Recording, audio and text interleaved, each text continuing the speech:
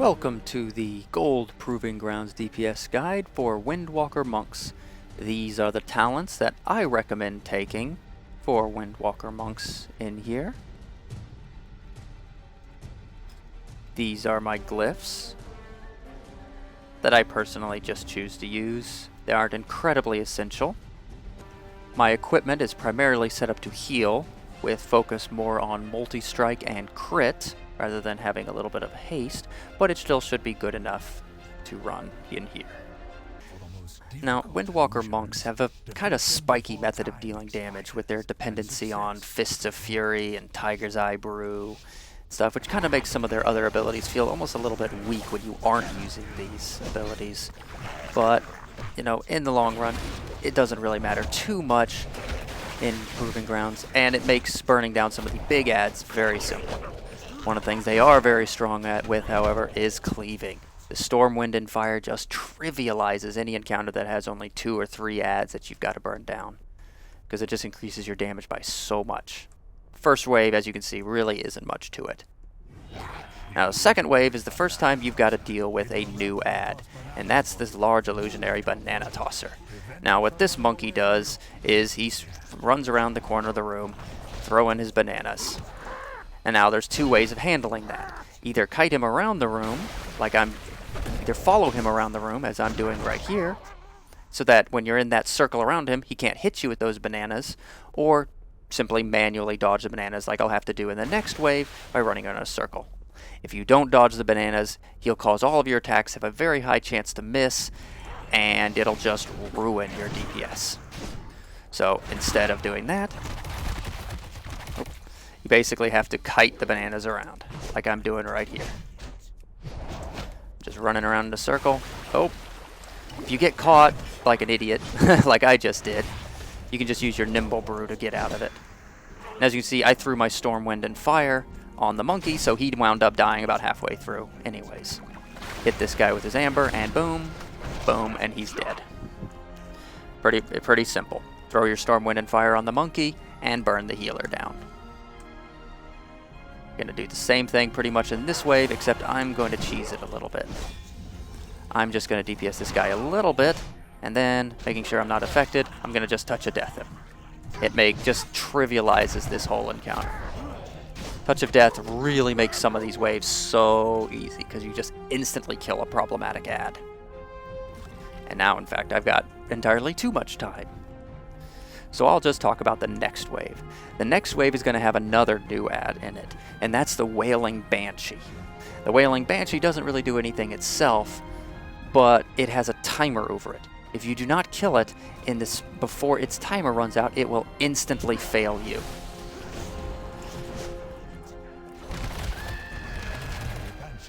See, it spawns, and you have to instantly kill it before this little timer wears out. If you don't, you'll just instantly lose. But most of this is just, of course, a cleave fight, which, of course, monks excel at.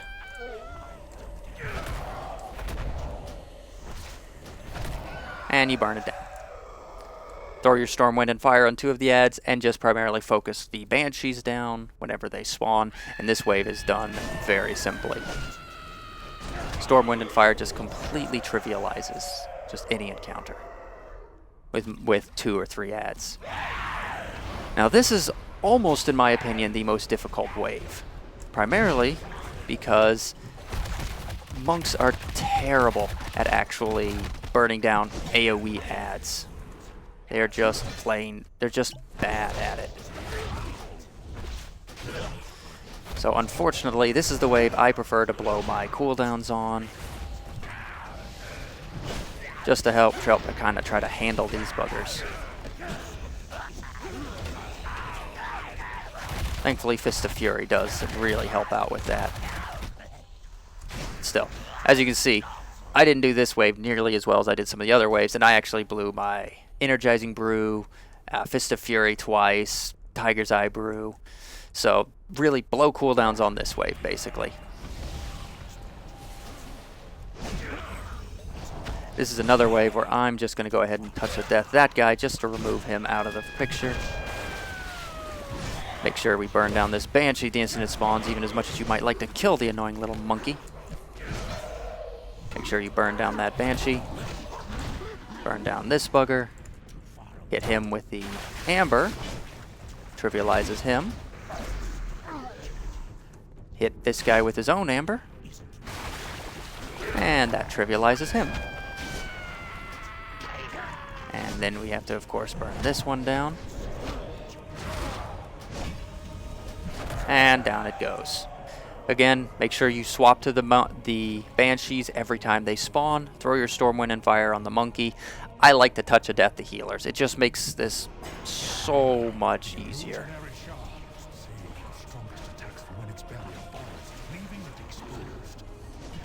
Now, in this wave, you've got the first of the large illusionary Shah that you have to deal with. Now, what this Shah does... Oh, let me just go ahead and Nimble Brew out of that, because I'm not really paying attention to these Amber Weavers too much.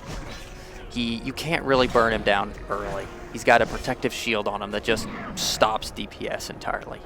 Now, you might think you want to try to keep the Amber Weavers alive to touch him with them once his shield goes down and it becomes vulnerable and takes 300% additional damage, but no.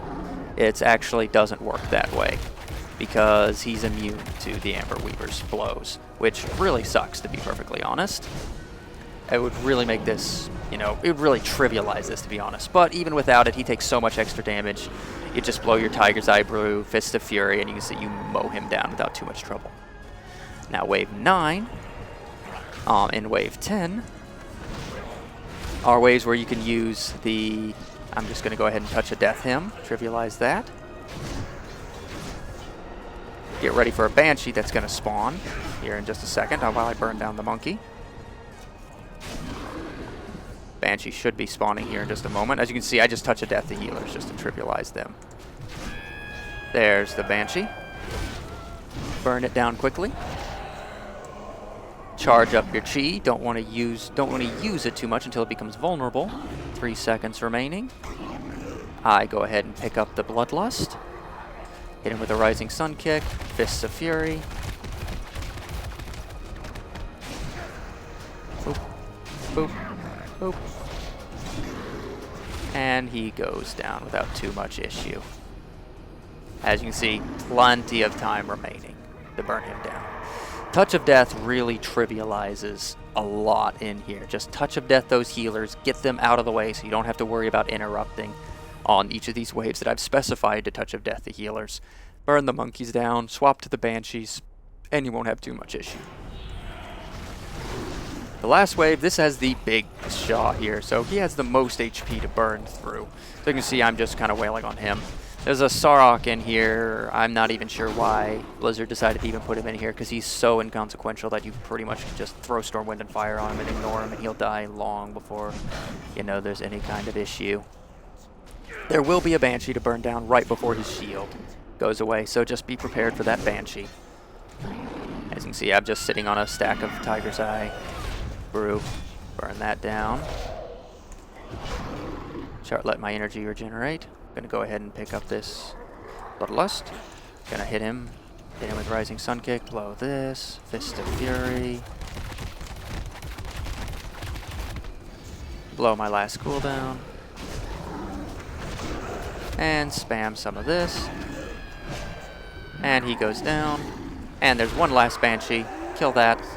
And you're done. And as you can see, I still had 20 seconds left to finish off this one. Anyways, remember, Touch of Death those healers on the waves that I've specified in here, and you really will not have too much issue. Get them out of the way, catch those monkeys, burn them down. Make sure to pay attention to when the Banshees spawn. Time your combo of Tiger's Eye Brew and Fists of Fury just to mow down those Shah once they become vulnerable, and you won't have too much issue. Thanks for watching, and I hope this guide helps.